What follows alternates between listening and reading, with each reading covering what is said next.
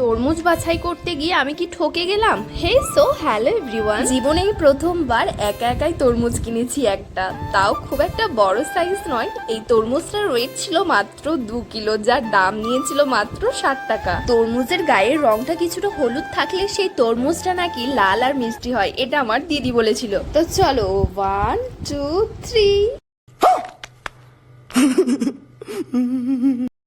এ বাবা, এটা কি হলো? এ তো শুধু খোসা। সরি গাইস, একটু ইয়ার্কি মেরে ফেললাম তোমাদের সঙ্গে। এবার আসল ঘটনাটা বলি তোমাদের কি হয়েছে। তরমুজটা বাছাই করার পর যে কাকু তরমুজটা বিক্রি করতে এসেছিল তাকে বললাম যে তরমুজটা আমাকে একটু কেটে দেখিয়ে দিন। উনি বললেন কেটে দেখানো যাবে না। তারপর আমি ওনাকে বললাম কেটে দেখান, যদি লাল না হয় তবুও আমি টাকা দিয়ে তরমুজটা কিনে নেব। তারপর উনি রাজি হয় এবং আমাকে তরমুজটা কেটে দেন। তারপর ভিতরটা দেখে আমি তো ভীষণ খুশি।